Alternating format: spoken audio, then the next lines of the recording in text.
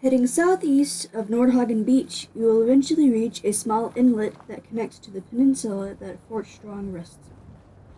As you walk closer to your quest objective, you pass by a sign that lets us know that we are nearing the U.S. Army Fort Strong base.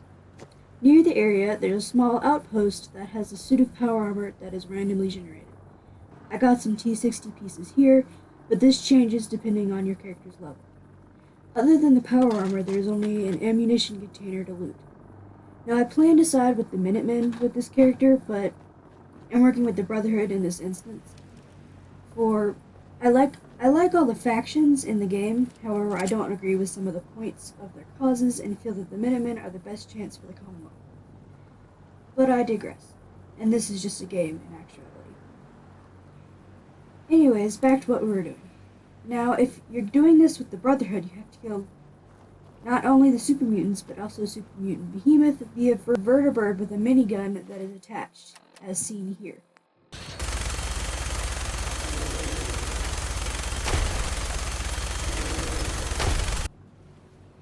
But I thought that the behemoth wouldn't spawn since I wasn't arriving in a vertibird, but it did spawn, so I decided to lure the other super mutants out and deal with them first before dealing with the behemoth. Which I'm pretty proud that it worked, because I'm only level 39 to 40 at the time of recording this, so I could have died really easily. Once all the super mutants are dealt with, we can notice that the surroundings look like an urban environment. This is because the general of this base wanted to test the mini-nukes that his team was working on in an urban environment, since they would be used in the war.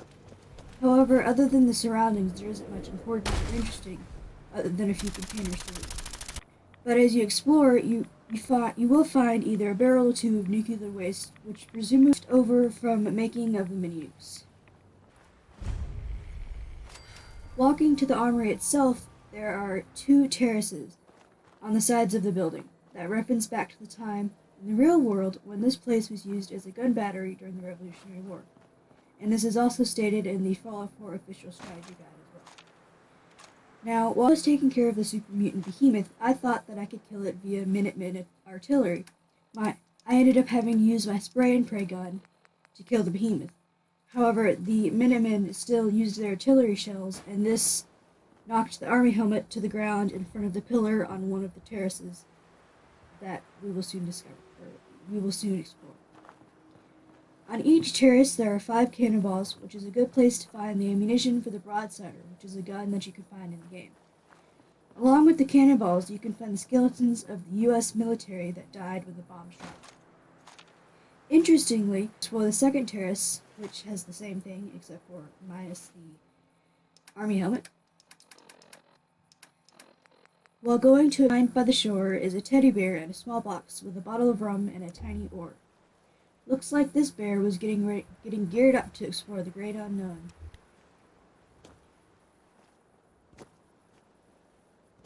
When we are done exploring the outside of the armory, we can go into the armory itself.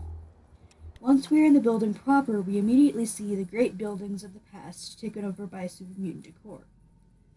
Going forward, we see that our path has been blocked by the crumbled rubble of the second floor, which means we have two options, to go through the novice locked door or to go through the open door directly opposite of the locked door. This is when we get our first patch of resistance. After killing them, we see a small display that says, Baseball, 176 years of Boston tradition. Bostonians sure love their baseball. Forward, we enter the cafeteria, where there are tables still somewhat set up for the military personnel to eat. Other than this, there is just a Nuka-Cola machine behind a counter and an Edotronic on the wall. Next door is the kitchen, where the food would have been prepared, and then going through the next door leads to a room with just a few desks and containers to eat. A couple of super mutants had found me, so I had to have dispatched them. On one of the desks, however, there is a holotape made by Private Murnham. Word came down that the Army just unloaded the first batch of the M42s this morning. I've only seen the specs for these little beauties on paper, so Private Bertram and I snuck down to take a look. When I heard that the eggheads were designing a man-portable nuke launcher, I thought they were nuts, but they actually got the damn thing to work. And after seeing the real thing sitting right in front of me, I think they could be just enough to tip the balance of this war in our favor. I mean, can you imagine the look on the enemy's face when we get dropped into Anchorage carrying these babies? They won't know what hit them. In combination with the T-51B suits of power armor, that would scare the enemy forces away in the field. Then heading across the facility, we find more enemies to kill. But once they're dealt with, we can explore this part of the building. Tracking, there's a small room that we can explore that is a small bathroom with a first aid kit that we can use. Heading a little further, we can loot a couple of desks along with 2 ammo containers and a small filing cabinet. Next, going into what used to be a chapel, or I think this is what it is because there was a podium with a book on top of it, along with a bottle of wine. Apparently the chapel liked to drink, but I don't judge. To each his own. Now, and by either using a jetpack or just by jumping up onto the rubble that has caved in from the floor above leads to a destroyed barracks, and going through the door in the room leads us to a little hallway with a couple of lockers to loot. Going to the door to our right, we find what looks like another room. However, before we inspect that, we can go through the other door which leads to another more intact barracks with only minor loot in the containers, although there is a cap stash in one of the lockers that we can open. Going back to the door that is blocked, if we go all the way back to the front and just jump on the rubble, we can get up to the next level that just has some desks and ammo containers to loot. However, looking right, we realize that this is what we saw from the room with the lockers. Going to the opposite side of the area, we see what looks like another room. However, the only way to explore this portion is to toggle clipping, but I am recording this video on my PS4, so I cannot show you this part. I can tell you, however, that you would find a locker room complete with a fat man on a cabinet, and another barracks with more footlockers to loot, and then a bathroom with a Jangles the Moon Monkey on one of the stalls. Possibly while testing the game during development, players would get confused when they found this room, thinking that they had found the stash of ammunition they were sent to find. So the developers either ended up blocking this portion of the armor off with rubble. Which I don't know why. Like, couldn't they just delete the fat man? Where we looted, we can keep going into what looks like was the receptionist room, with the red carpet and all. Other than the desk, it's just a filing cabinet that we can loot. After lockpicking the door that is beside the area that the filing cabinets and a couple consoles is the general's office. After looting the dungeon chest, we can loot a Fort Strong key and then look into the terminal that is on the desk. On the top of the desk is a copy of the U.S. Covert Operations Manual. Who goes there? Which permanently makes you harder to detect while sneaking. We learned that the general's name was General Brock, and the entries have a span of 2 years of the military technology development before the bombs dropped in 2077. The general took command of this fort in June of 2075 and was tasked with testing some experimental weapons systems, and in doing so had his men tear down previous barracks and created the city that we discovered while first coming to the island. In September of that same year, we discovered that along with developing the Fat Man, Brock and his team were to test suits of T-51B power armor. However, Brock and his team did not create the suits of power armor and only were testing the suits to make them better to be used in the field. He complains that his men are having issues landing in these suits and think it's because of their weight, and is planning on having some of his maintenance personnel look at them. 5 months later, Brock notes that things are heating up overseas, and that people back in Washington are breathing down his neck. So he decides to put his team into 2, with an Alpha team working on the power armor and a Bravo team working on the mini-nukes. June of 2076, Brock writes that his Alpha team, the ones that were tasked with working on the T-51 suits of power armor, were successful and are shipping out the first batch to the front in China. He feels that his team has earned themselves a week in Boston, and I would say it would be a lot more since those suits play a major role in America winning the war. per se. Despite their success with the suits, the Bravo team is having issues with the tree. In December of 2076, the team is having issues with the nukes not firing enough away when they are launched. A technician figured out if there was a subcharge when launched, then it should give the nuke enough pressure to not detonate close to the launcher. Brock says, and I quote, "His calculations look sound, so I'll let him give it a try." Almost a year later, in September of 2077, it seems that the Bravo team has finally found success with the mini-nukes. After a few design setbacks and the loss of one of our testing squads, we finally perfected the M42 launcher's firing mechanism.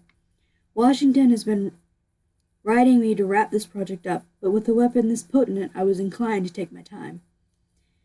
We've sent the launchers ahead to the supply yard in Mississippi, and we're just waiting for the go-ahead to ship the warheads wherever they need to go. Hopefully, we can get those nukes out of here before the month is out. I don't feel comfortable sleeping 20 feet above enough nukes to reduce this island to ash. Looks like the general didn't feel comfortable with his deadly weapons that he helped to create being so close to home. However, they were never shipped because the bombs dropped, hindering their shipment.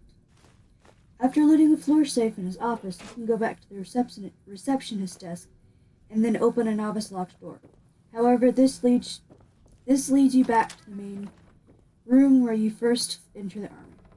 As I stated earlier, there is a part of the building that is blocked off if you are not doing the Show No Mercy quest for the Brotherhood.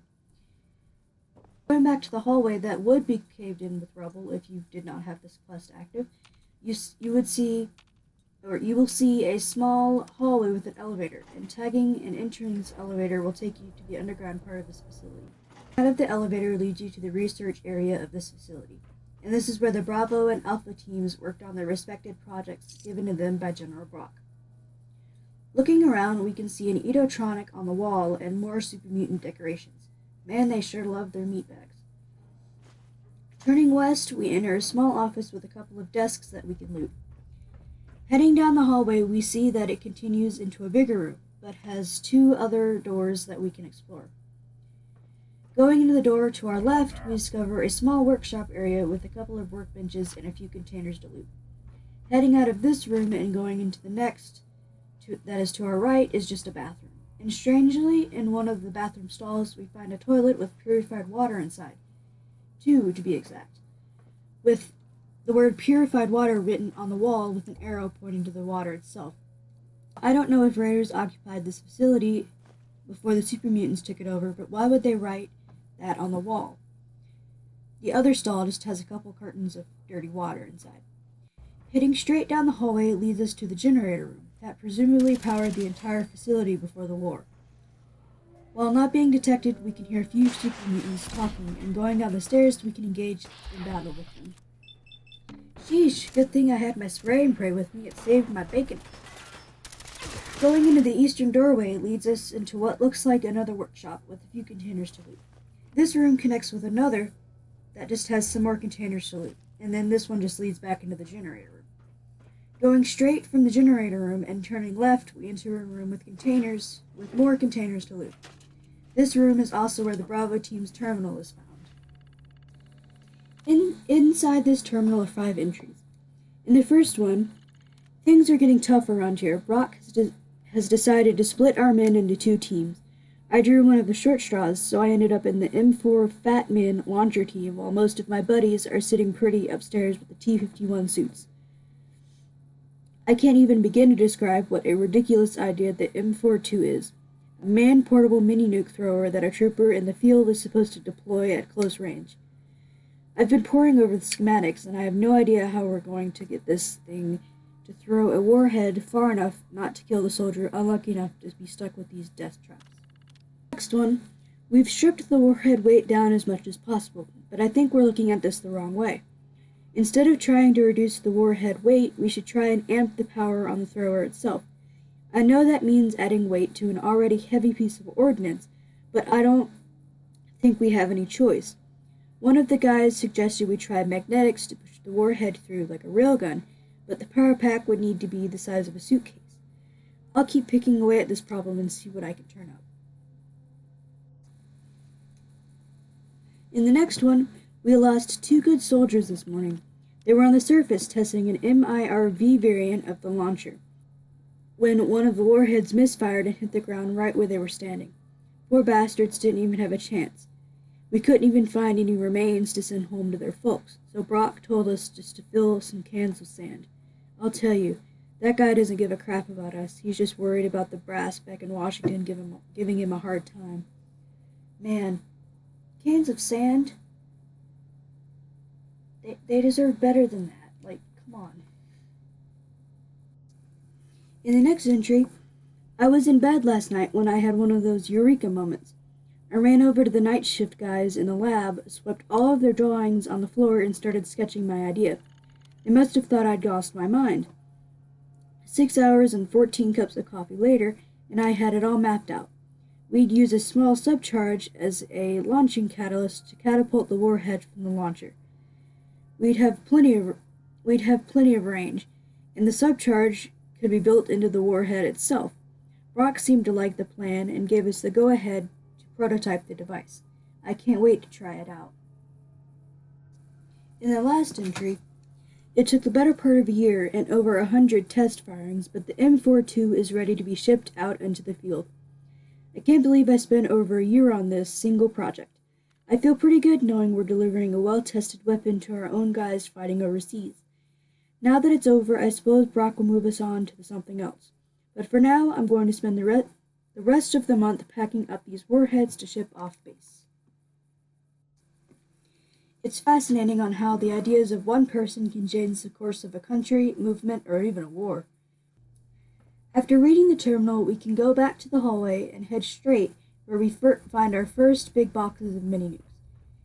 Heading to the balcony, we find the main storage armory of Fort Strong. In each of the green boxes are assembled or disassembled mini-nukes. I wish I could find these for my own use in my own settlements, especially the castle, for this character in particular, since she's into settlement building. Anyhow, after going back and looting the small room to our right, which only has a few containers, we can turn and head down a set of stairs to enter the storage room. Turn in the Show No Mercy quest, you just go all the way back to the elevator and speak to Paladin Dance. After this, he just heads back to the Pridwin to report the mission a success.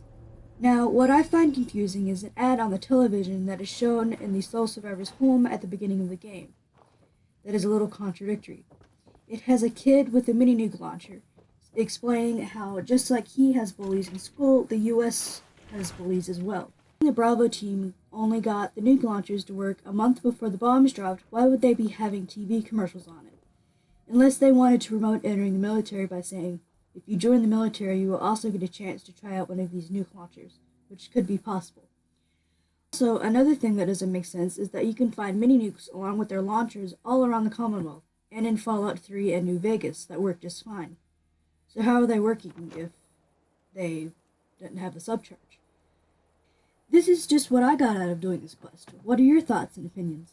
Post them down in the comments, along with what I should cover next. I enjoyed making this video, however, it's taking me longer than I thought to make this, so don't expect a bunch of these, like, say, 5 at once, for example, to be posted. However, this doesn't mean that this will be the only one I post, because I enjoy history, and it's fun for me to figure out how real-world history is used within the game. Likewise, this will not turn into my only content, and speaking of such, don't forget to check out my other content on my channel too. If you liked this and the other crazy things I do on my channel, don't forget to subscribe and hit the notification bell so you don't miss my other content that I post in the future. I appreciate you all for watching, and I hope you have a wonderful day or evening or whenever you watch this video. I'll see you next Sunday for either a speed build or another random gaming video.